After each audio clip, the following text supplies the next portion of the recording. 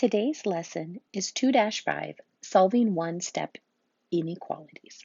A linear inequality in one variable is a mathematical statement composed of algebraic and/or numeric expressions set apart by an inequality symbol.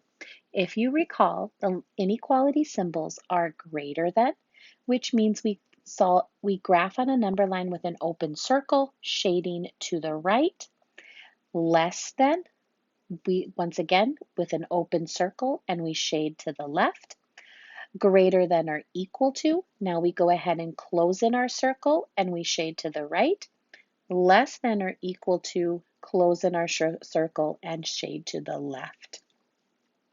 The solution of an inequality is a value that makes the inequality true. Anything that would lie on this shaded line and the point if it is or greater to. So on these last ones, it would be the point as well. A solution set is the set of all solutions in an inequality, usually in interval notation. Interval notation you will see in Algebra 2. It's a way to say something like this, and we use parentheses to show a open circle, like in greater than or less than, and we use a bracket to show the or equal to part here, like greater than or equal to or less than or equal to. All right, to solve an inequality, we must first isolate the variable on one side of the inequality side. To do so, we use the same basic techniques used in solving equations. So let's go ahead and take a look here at our first inequality to solve. It is x minus 3 is less than 10. Now, one of the techniques I like to use while solving is I like to circle the inequality symbol because there are times where it can change its position. It can go from less than to greater than or greater than to less than. Okay, there we go. And I like to make a circle to show that it's at the end. All right, I'm going to go ahead once again and I'm going to make my variable a color because that symbolizes to my brain we're going to work over here on the left side. So remember, we're looking for parentheses and all of that first, but these are one-step equations, so we're going to go straight to add, subtract. That's the first thing we're looking for, and we do its opposite. If we do not see add, subtract, then we will see multiply or divide, and we will do their opposites, but we're only going to see one or the other. Like notice, I see subtraction by 3. So I'm going to go ahead and I'm going to add 3 to both sides. I'm going to bring my x down here, and I'm going to go ahead and add 10 plus 3 is 13. There is no reason to change that less than symbol. I'm going to leave it just like this. All right, I only have up to 10 on the number line. I think what I'm going to do is I'm going to go ahead and I'm going to delete this number line, and I'm going to go ahead and draw my own number line. So let me go ahead and make my own number line. I'm going to go ahead and show 0, maybe right about here. 1, 2, 3, 4, 5, 6, 7, 8, 9, 10, 11, 12, 13, 14, 15, 16, 17, 18, 19. That's good. 1, 2, 3, 4, 5, just to show the negatives as well. 7, 8, 9, 10. There's negative 10.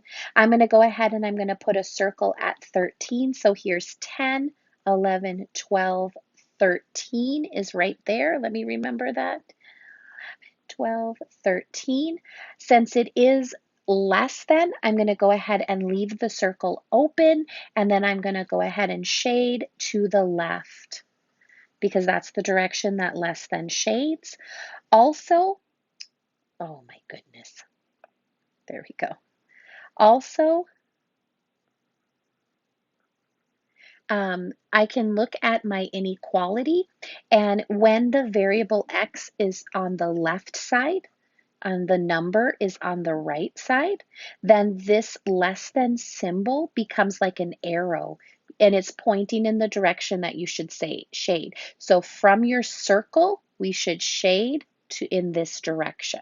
Okay, and I'll show you on another one when it's greater than. Okay, but it's basically just pointing which direction to shade from your circle's point. Okay, from your circle's point. And of course, the circle's always at the number, no matter which direction we are shading in. Let's take a look at another problem. All right, just in case, I think I'm going to go ahead and delete my number line. There we go. Solve this inequality and graph the solution set. All right, this time I'm going to see less than or equal to. Perfectly fine. There we go. I'm going to go ahead and shade that letter in, the variable x. And once again, I'm looking for plus or minus. I see minus once again, so I'm going to go ahead and add 20 to both sides, giving me my variable x. Because I'm simply adding or subtracting, nothing is going to happen to my sign. I only change my sign when I'm multiplying or dividing.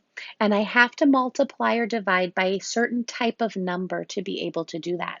And we'll see that in example 3 and 4 today. 14 and 20 is 34. So I'm glad I erased my number line. All right, so let me go ahead and make my number line right here. I'm going to go ahead and put 0 once again, and maybe this time I just say 5, 10, 15, 20. Oh, I might not have enough room, 25.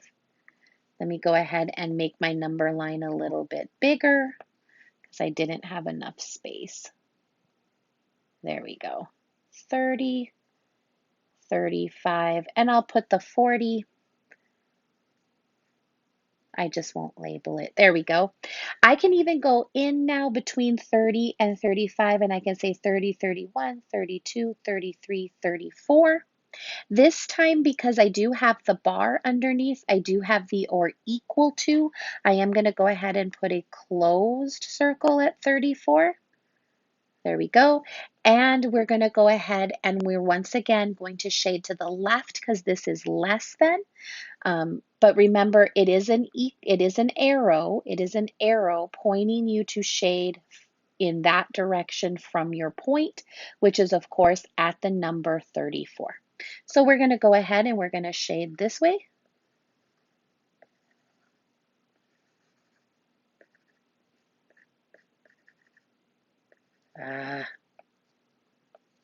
My program it won't let me color in.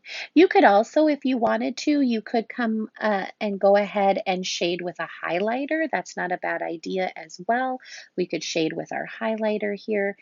Just some way for me to know which direction you are shading in. That's actually not a bad idea to come back in with our highlighter. All right, let's go ahead and solve this next equation. I'm going to leave the number line. I'm going to cross my fingers. I'm going to leave the number line that's given to me. I think it might work. Okay, so we're going to go ahead and we're going to solve this equation here. Now, when I put my X in the color purple, I notice that there is no plus, there is no minus. There is a number next to a letter. There is a number 4 next to the letter X. Hiding in between them is multiplication. To get rid of multiplication, we're going to go ahead and divide. That is going to leave us just X on the left side. And of course, 24 divided by 4 is 6. Now, one of the things that we need to be careful of is when we are dividing, or when we are multiplying, we need to be on the lookout for a negative that we are multiplying or dividing by. I am not seeing that. So no negatives here. If I were to have a negative, the sign would flip. The sign would flip. In this case, I don't have to worry about it because there is no negative. There are no negatives right here. This is where we want to look out for the negatives. These are both positives, so we're going to leave it the sign that was originally that we originally circled. All right, it does not have a bar underneath, so it is going to be an open circle here at 6. And then I'm going to go ahead and I'm going to shade to the left, right? From my circle, I'm going to shade to the left. So I'm going to shade in this direction. I could grab my highlighter and I can highlight it as well, right? Just to make sure that we see it. All right.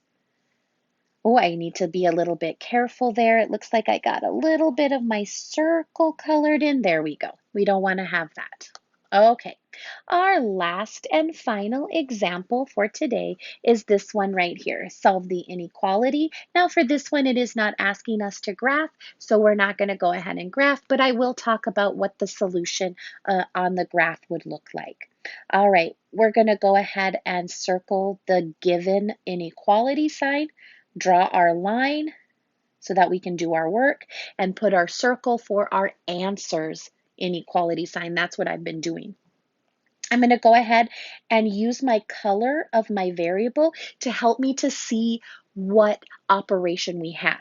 Now be careful. You might think this is a minus as a subtraction, but it is not a subtraction symbol. This minus is actually a negative.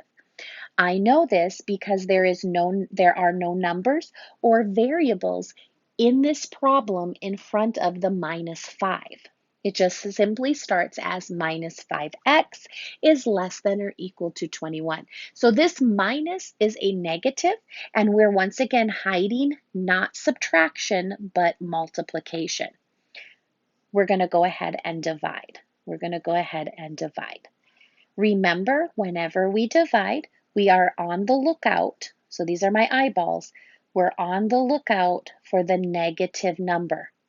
I see the negative number this time.